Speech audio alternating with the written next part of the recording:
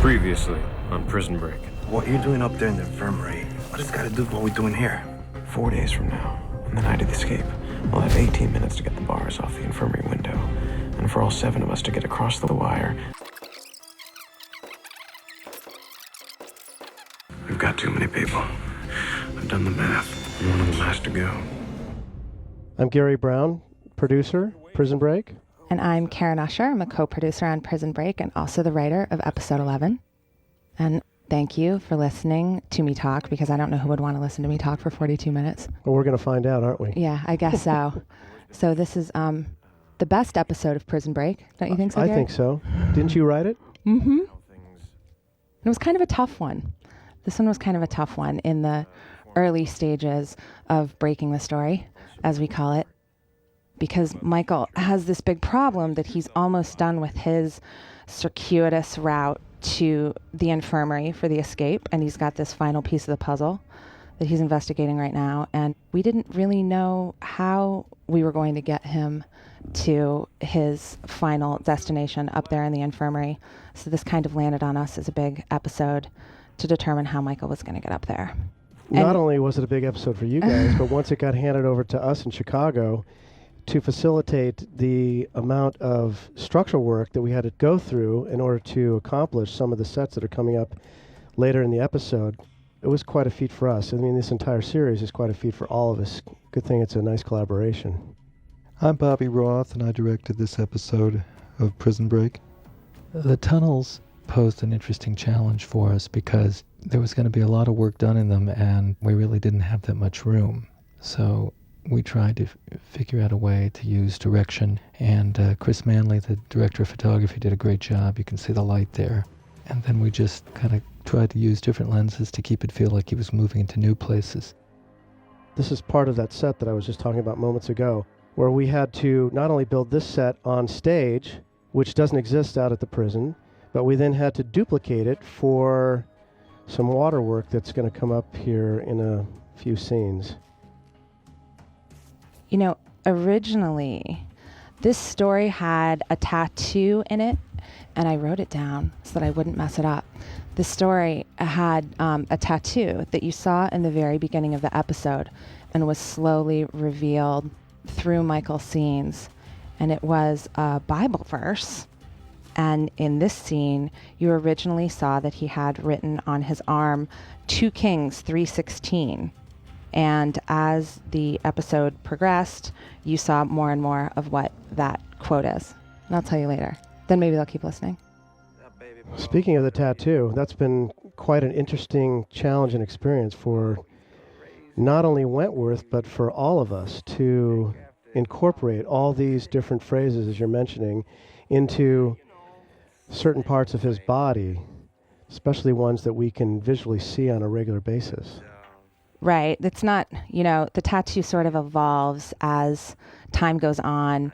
We decide, other things that we want to find in Michael's tattoo. And then we have to find some place on his body that the audience isn't so familiar with that they'll know that it's BS that we put a tattoo there, which is, I think, why we put him on his arms a lot. Isn't that why we put him on there's his a couple arms? reasons why we put him on his arms a lot. Actually, the arms are the ones that were most easily exposed for our work. So they were the easiest ones to put on, the least time consuming to put on his body on a daily basis, because as we know, it takes 5 hours to put the entire tattoo on his body and an hour for each arm if you're just doing arms only.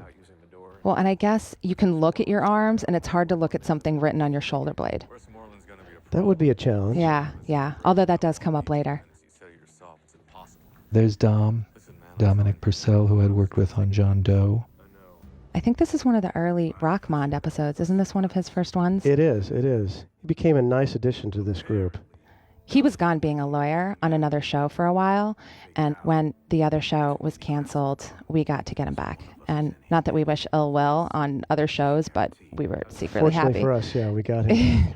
He's great. Yeah.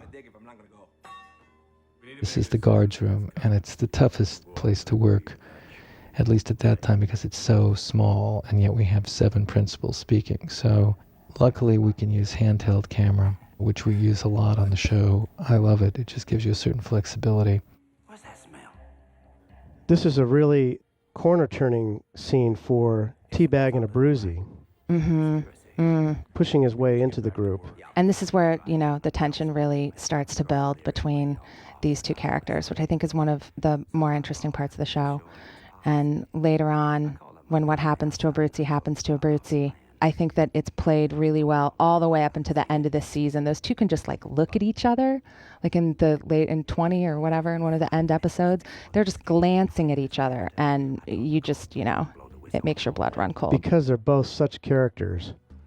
I was very lucky to get to work with this cast. That's Robert Nepper, who plays Teabag.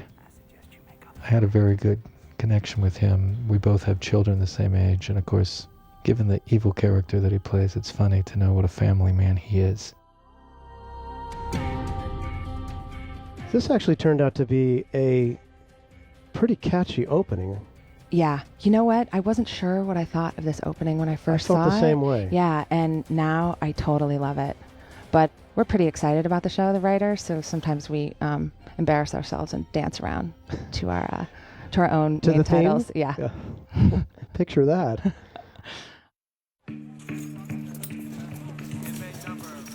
This episode was also shot in the beginnings of the cold season of Chicago. You can see the breath starting to come out of these guys' mouths as they speak, even though the grass is still green here at the prison. And as we all know, boy, the weather there in Chicago sure made it a challenge for us and for the actors who had to be out in this cold weather on a regular basis. The major fans of the show who are keeping track of the time as it passes may notice how crazy the weather gets in what's a finite period of time. In a month, they're sweating and raining and the hottest day ever, and then, snow. But I think in the long run, it really makes the show look cool to see all the prison at night, the prison in the snow, the prison in the, it's all the production value we've gotten out of all the weather. It's so true. It gives it that harsh, cold, tight, enclosed feeling that this prison really has. You can only imagine what the people that inhabited this prison over the years went through on a regular basis, living inside and outside of these walls. The prison is a character itself, Joliet Prison, and you can feel the history when you're there. It does something to you just to be shooting in a place where you know that literally thousands of men have been incarcerated and had such a rough time. Well, you can wait and see if Schofield really wants to carry heavy weight. It's up to you, Bobby. Here's where we started his tattoo, and you started to read that on his arm it said, "You will see neither wind nor rain." And then later it finishes and it says, "Yet this valley will be filled with water." Oh, I wonder if that's to come. Maybe. So here's Nick pulling up in his all bloody. Veronica's going to dig a bullet out of his shoulder. We argued about this for a while, whether or not you could really dig a bullet out of a shoulder with your finger. Well, I think you can. Yeah, you can. I'm sure you can. Of course you can. But you can't show it on Fox.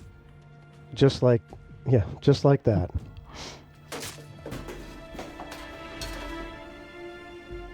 This also became quite a challenge for us. The breaking through this pipe and then replacing it in a future scene. I think this episode also is one that's really for the fans because it kind of brings back all of our little things, like his origami bird and his using engineering skill. I like the stories where he's actually an engineer and he uses those skills. The last episode that I had written before this episode was the Devil Wall, which originally was the Jesus Wall. Before that was deemed offensive, which it totally, completely could be. But, that shows Michael, even though that was horseshit about Hooke's law and that you could drill through and that the wall would lose its weight-bearing capacity by drilling these specific holes, it kind of played like real civil engineer might actually think of that. And I thought this episode kind of had the same thing. He was an engineer this time. That kind of became a little bit of a running saying to us when things that come up in the course of the stories of each episode and how could that possibly happen? We always go back to, well, they drilled through the wall with an egg beater. Right. So if they can do that, they can do just about anything, which we certainly have. The infirmary was not a set, but a actual location in the prison when I shot this scene. And when I came back to do my later episode, it had been built on stage. And it's amazing just how much they look completely alike. I couldn't even tell the difference when I was shooting the scenes. And as much as I liked the reality of working at the prison, it's a lot more comfortable to work on the stage. I only married her so she could get her. Instinctually, I tried to use a lot of long lenses on the actors, and I tried to mix that with handheld cameras. So here their close-ups are shot probably with at least 150 to 200 millimeter lenses. But I want to. The most amazing thing about the structure of this series and the stories that you guys have put out is that with so many characters to service, everything fits together, everything goes together. I think it's like a collision of perfect worlds when you get actors that are all this good basically together. I mean, it's hard when you're casting a pilot to magically somehow have everybody be so great and so distinct. And even though these guys all have on the same clothes, they are such individual characters. And that's why, you know, after a while, the show, I think, started to take on a life of its own, as they say. It took on a life of its own, and each one of these characters, Robert Knepper right here specifically, especially in this scene, he uses all of his mannerisms in this. The tongue, the walk, the hair, his dialect. They've all really done an amazing job of taking a character that you guys originally created and embellishing that character and expanding on that character and really bringing it to life so differently from everyone else. I feel like this episode also is really, you know, it's Stormare's episode. And he does such an amazing job in it. When we first started talking about, you know, him being saved by Jesus, we thought, God, we're going to do this all in one episode. How are we going to make this believable and make it happen? And he just totally sold it, I thought. I was really happy with it in the end. The cast of the show all wants to do great work, and they show up ready. They all know their lines. There's Peter Stormare. He's actually Swedish. I got to try my Swedish out on him, even though he plays an Italian. This is an example of the fine guest cast. The characters there play the cousin of Teabag, and it was fun to try to cast someone that looked a little bit like Robert Knepper and immediately told you that he was not the straightest, most upright of characters.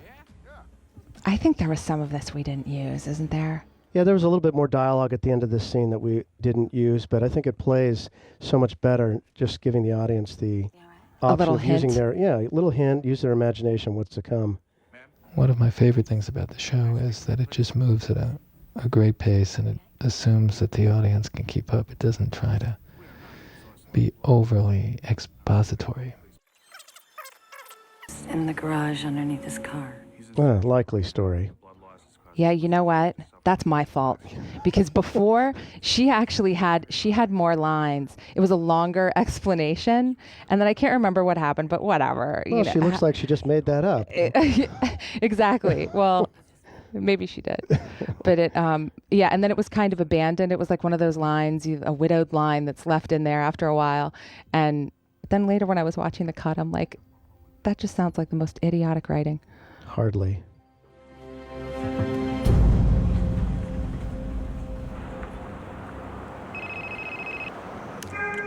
Yeah. I wanted to open my show up, so I shot this on the bridge, Michigan Avenue, over the Chicago River, just to get a little sense of the city. Bobby Roth, the assistant director, and just a few crew members went down without any of the main body of equipment and just took a camera and shot that shot. And it's one of the most beautiful shots I think that we've done.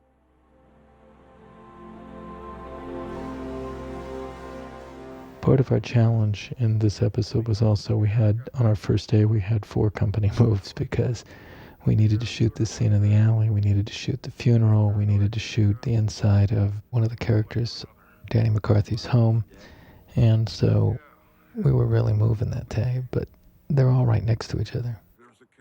This is a nice side of a bruisey that we're going to see right here. Talking about you killed a kid. Well, I think we kind of decided that That was really his vulnerable spot Mm-hmm. after we had his kids come in, and that's what they used to threaten him earlier, that he would feel, because there's not many things that John Abruzzi's going to feel bad about.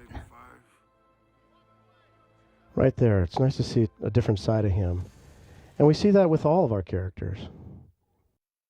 Yeah, what's amazing is when you're really hating one of them, and then in the next scene, you just kind of feel bad for him. This happens with Teabag in this episode, Mm-hmm. too. These scenes are shot at the actual prison where inmates have met their loved ones over the years, and you feel it when you're in the room.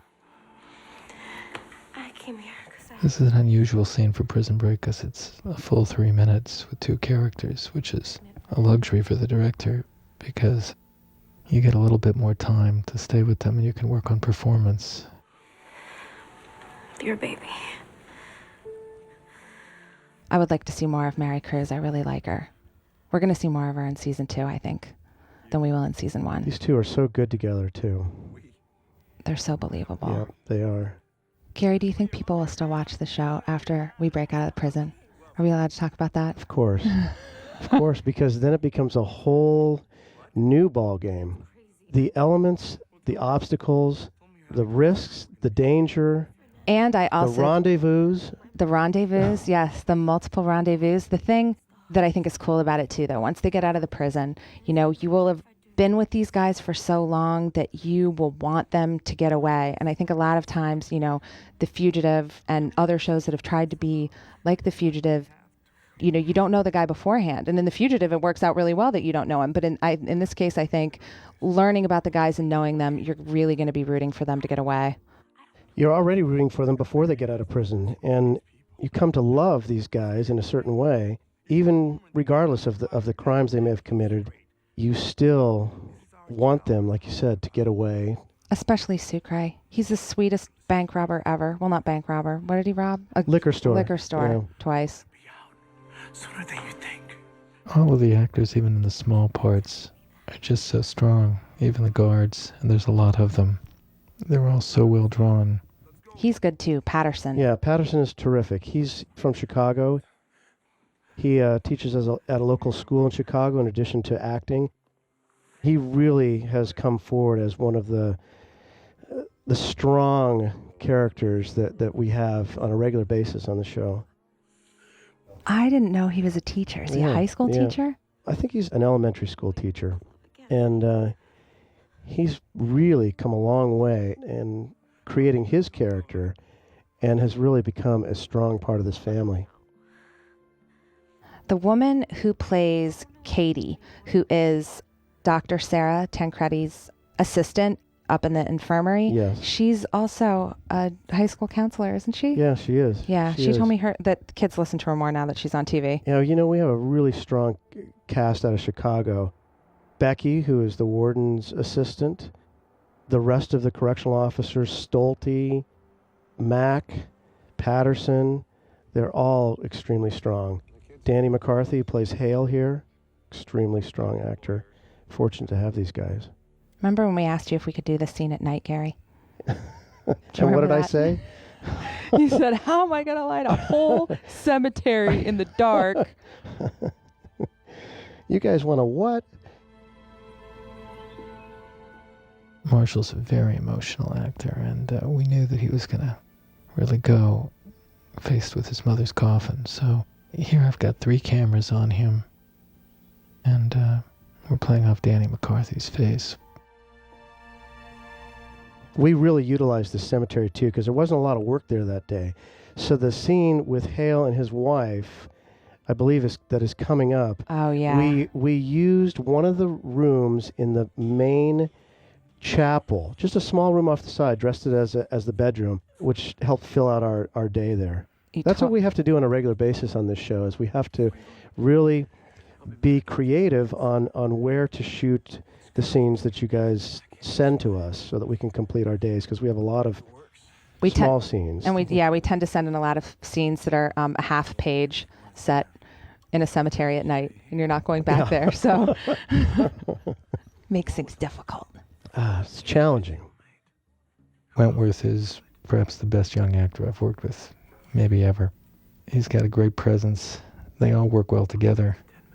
One of the things that's great about Wentworth as an actor is there's a certain mystery in his face that lends itself really well to the doubt that Sucre plays in this scene. You know, the Mother Teresa cinnamon bun is a little bit of the inspiration for this. Is that right? Do you know what the Mother Teresa cinnamon bun is? No, the Mother Teresa cinnamon bun. Well, there's a bun in New Jersey, like a sticky bun, and it came out of the oven, wherever they were making it at this coffee shop, and it kind of looked like it had on a little turban and this little smashed up face that looked like Mother Teresa. And so they like called the newspaper or whatever and said it was Mother Teresa cinnamon bun. Take pictures of it. You know, people come from miles around to look at the Mother Teresa cinnamon bun. Cut to 2 years later. This was like 2 years ago this happened. And the Mother Teresa cinnamon bun got stolen this year. Ah. It was in a glass case. And someone took it. So this is your way of reviving that? Yes, it is. And some people, I've read, just like following up on the internet, looking at the boards, some people don't see the Jesus on the wall, even when we get to the point where we thought you could all tell, but we don't leave it up very long. And I thought it was interesting. Some of the fans Zach couldn't see it either, really. But that's because he's Jewish. Challenge was this was really 3 sets. There was a bottom dry set, there was a wet set, and there was the smaller set. We built that set on stage, and then we built it at the naval station nearby.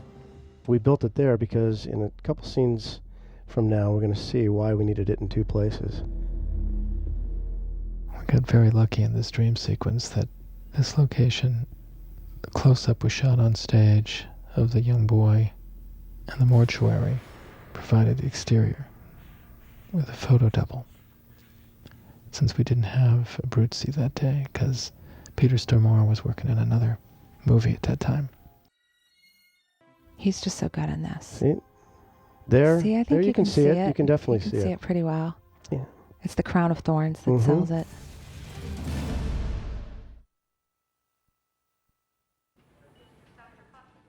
Don't die, Nick. Please don't die. Not yet, anyways. Yeah. Originally, there had been a lot more information as to how Danny McCarthy's character finds them there. But I realized that just seeing LJ show up and seeing Danny's character find him at the cemetery, the audience would be smart enough to figure out that he followed him all the way back here, so we were able to cut out all the scenes of driving and following. And note the economy through the editing there.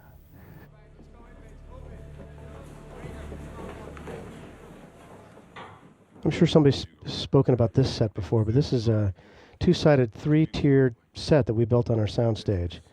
And it has sure come in handy for the amount of work that we're doing in the cell blocks. Stacy Keach, one of the most solid actors that I've ever worked with. It's the gravity. Has such Presence.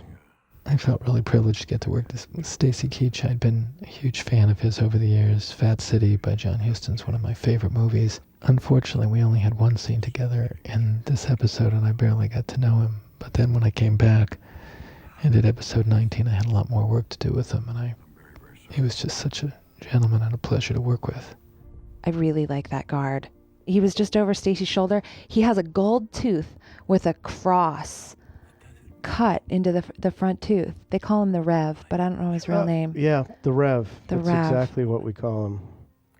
After we see these guards that just play these small parts and see how great they are, then we end up giving them names and scripting them in. And yeah, but it's so nice that we've been able to get a core group of correctional officers that we can pull from and also become familiar to the people who watch this show. Brings them in closer as a part of this family as well. And even though they only have, a few lines, they all have really distinct personalities. So that when we're writing, we'll be like, we need a guard in this scene. Well, Stolte, we'll put Stolte in it. And what's Stolte's real name? Chris Stolte. Oh. We'll put Stolte in it. We ended up doing that. We ended up we gave the correctional officers their real names as their character names. And then we could keep track of them because, they, like you said, they all have their own specific presence in specific scenes. And it was nice to be able to say, okay, let's use Stolte. Like Who is that? Javon Johnson, and we call him JJ in the yeah, scripts. yeah. Yeah, but they'll have, we'll script something and it'll be like, we'll have Stolte in there, but the guard will need to be a little bit of an asshole, and we're like, oh, Stolte's not an asshole.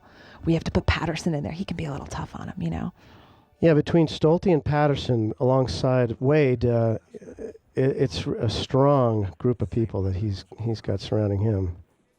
And I got to give a lot of credit to Claire Simon, the casting director in Chicago. She is outstanding and has brought the most outstanding actors and talent to us on a regular basis. Not to mention Garry. Now, Gary's from LA, right? No, he's from Chicago. Is he? Yeah. That's what I thought, because he had that Chicago accent. But then I looked him up on IMDb, and he's been in so much stuff. He has. Once again, another great opportunity for an actor right out of the Chicago area. These are the scenes that we find really daunting as directors, when you've got all the characters together in one scene in the yard. I guarantee you it was much colder than it looks out there at 6:30 in the morning at Joliet Prison. What is that mound right there? It's like a well or something, isn't it? It's a cistern. We never see it. This is like that one of right? the only episodes that we see this area. It's one of the oldest, if not the oldest spots on the prison grounds. So this was a sequence that we had to roughly storyboard just to figure out all the different locations we were going to shoot it at. Here's the exterior when Michael starts the cistern.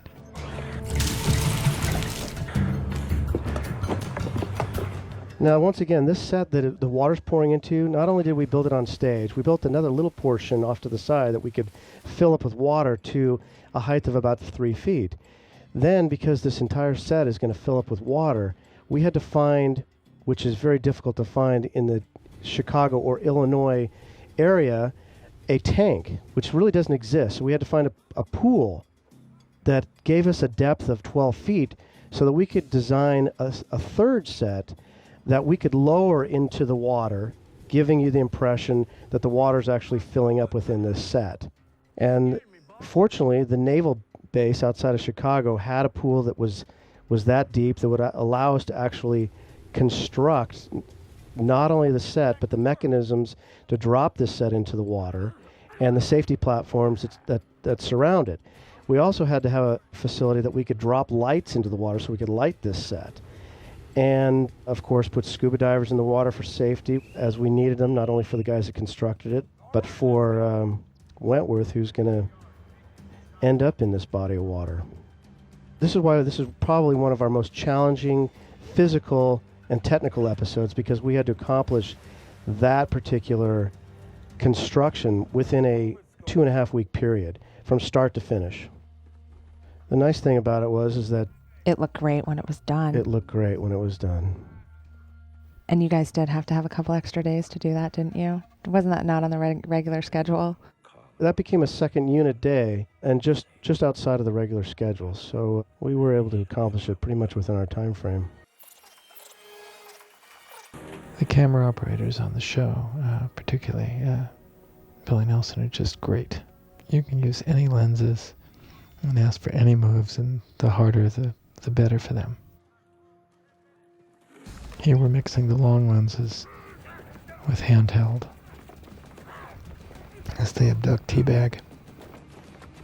He's quite the physical actor as well. He really is.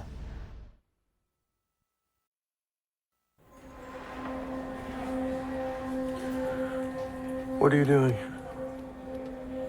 Nothing. Sucre is tormented, isn't he? Yeah, I feel bad for Sucre. Sucre is one of my favorite characters on the show Mine too. because he really gives some heart to Michael's story. And, he's more than the sidekick. I think that they would be friends after they get out, more than I can believe Michael being friends with any of the rest of these people. You're right. Better. It's for your own good. Although they're not friends in this episode. And even though it's highly charged, with the possibility of betrayal, Wentworth is doing what's actually necessary, which is keeping information from Sucre that he doesn't need to know.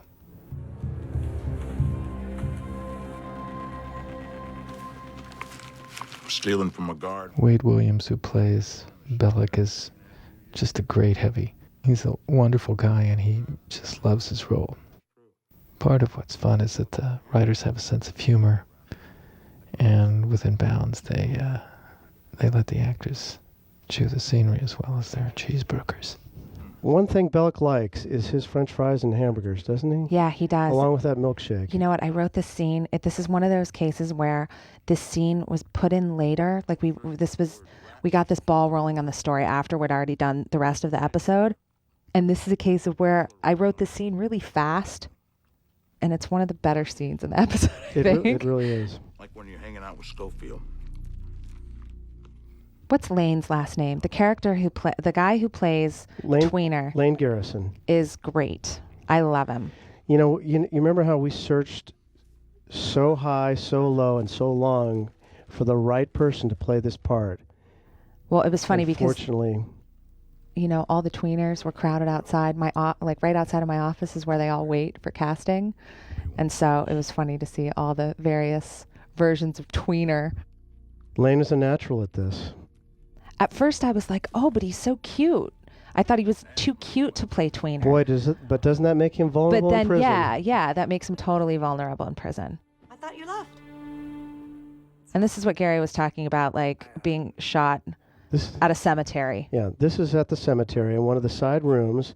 We had to fill out the day, so we asked the production designer, Gary Baugh, whose team just did a fabulous job this year, to design and construct this set for us so that we could fill the day with the cemetery.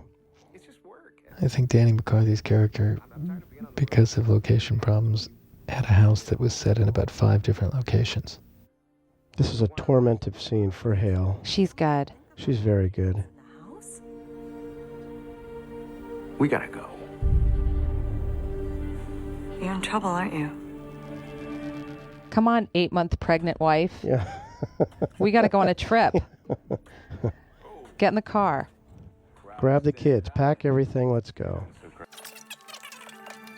Oh, this ended up being pretty crazy, too. Yeah, it was surprising to us that the correctional department would allow us to really dig a hole physically through the bottom of one of these rooms out at the prison, as far as we wanted to dig down. And then, fortunately, we built the other set on stage and finished breaking through into this pipe system that you see right here that's also on stage. I've gotten criticism for the fact that people say, what's about to happen? Couldn't happen because the water would back up into that pipe. And I always point out, but this is sloped. It couldn't back up into that pipe. It would stop. Yeah, we talked about that when we were putting this together too, but you're right. It's sloped. Of course it makes sense. Right. I always, Paul doesn't like when I say this, but if the guy tattoos a prison on his body, you kind of take that leap of logic right in the beginning, I think and then you just go with it. Remember the egg beater that drilled through the devil wall? Exactly. Because it was so expensive, I tried to get everything I could out of this underwater sequence. Luckily, Wentworth is an excellent swimmer because he has to stay under quite a bit. Now, he's supposed to swim up 18 feet, but the pool, we only had 12 feet, so you see how I'm doing it in cuts, and hopefully you feel like he's swimming more than he really is. The wardrobe department was the first ones to comment about this scene when it first came out. My goodness, what are we going to put him in? How are we He's got to do swim that? up, right? Above the camera. What did you put him in? Something under those boxer shorts.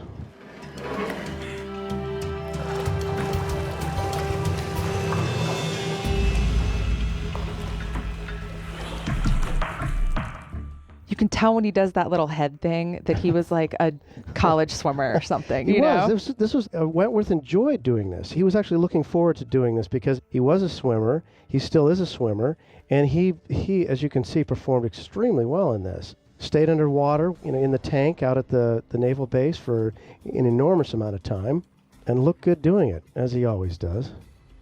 Now, the draining of the pool actually wasn't in the script, But when we got into the editing room, we thought we could do this because there we are, we just reversed the film of filling it up. And I wanted to get everything I could out of this location since it was so expensive for them. I think it cost over $250,000. And it seemed like we had to get more than 30 seconds out of it, so. And How coincidentally, convenient that she's washing her hands at the same time that he's looking up through the hole into the infirmary. and we've never seen her wash her hands before once. That's right. So that's just really the filling up of the set in reverse there. Another brilliant maneuver. Hello? Veronica Donovan? Who is this? It doesn't matter who I am. That woke Nick up. Once again, so much of the show is played in reaction shots. Information that will lead to the exoneration of Lincoln Burrows. What? What is We try to use long lenses, keep it moving here. Meet me tomorrow at the Highland Cafe. This is the information they've been looking for. Do you just know he's so dead now? Oh, You just know he's gone. dead. And I'll tell you tomorrow. This is actually shot at the real guard shed in Joliet Prison. This scene Boy. was the biggest deal for us from the writing perspective. And we really worked a lot with Peter and with Rob, talking to them about how this should go and how they felt comfortable doing it. And it was, because this was a pretty big deal. Well, look how naturally these guys played it. I mean, you really can tell how much they hate each other here. And we wanted it to be intense and violent, but within the boundaries of network television. Oh, you know what? They're both always trying to pull one over on the other one. Who's going to have the upper hand? I like to brag about this. On thefutoncritic.com, this episode is named one of the 100 best episodes of television for the year because of this moment. Is that right? Because of this scene. I'm yeah. not surprised. I was really happy. It was on the top 100 episodes. It was this and the pilot. So I can brag about it. You deserve to. You did a terrific job writing this episode. But you are no better than me. The actors are both great. They've done a lot of stage work. They know how to work with each other. They didn't need stunt doubles for this. They just were exceptionally good at playing the stuff in their faces so that we didn't have to do so much of it in wide shots. Anything, please. I always hope for Robert's sake that he used some Banaka before this scene. Yeah. They're pretty close. Yeah. I worked on another show with Nepper, and he was just like a good guy. He was just a good, likable fellow. He's versatile. He's got such a range as an actor. Although it's way more fun to watch him be It teabagged. sure is.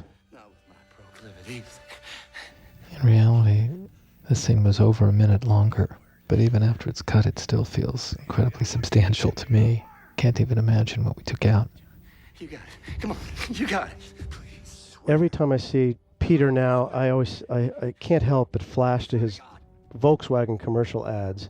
I know. Well, the funny thing was, the other day when we aired, and, Abruzzi is presumably dead in the episode that aired the other night, but then the first time we saw him, it was the Volkswagen commercial just came up. It was the first ad in that episode of Prison Break. And he looks like he's in heaven selling right. That's right. Volkswagens because it's all white. With his beard cut short and his hair cut short. Yeah, and his Volkswagen technology in the house. Yeah. In terms of this, I knew I couldn't show them slashing his throat, so I opted for the blood going onto the window. Something I've done in other movies in the past.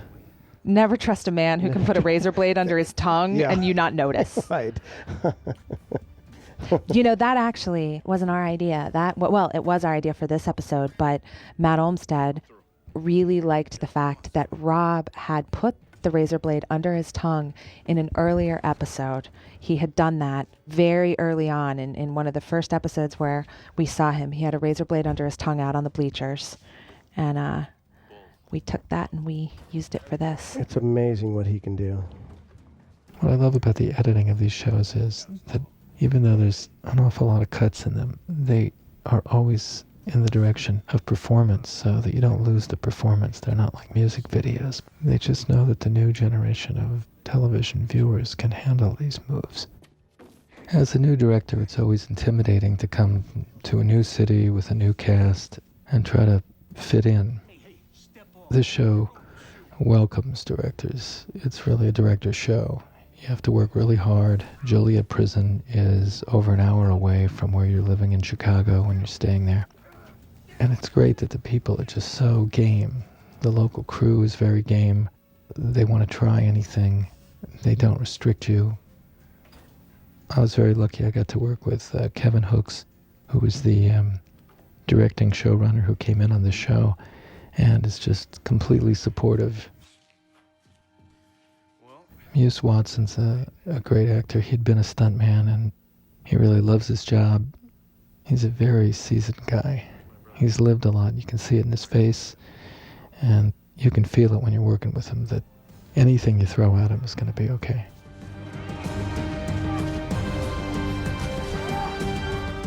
Well, that was one of the most interesting and challenging episodes that we did. Very nice work, Karyn. Thank you for watching episode 11. Thank you for watching, and I hope you keep watching.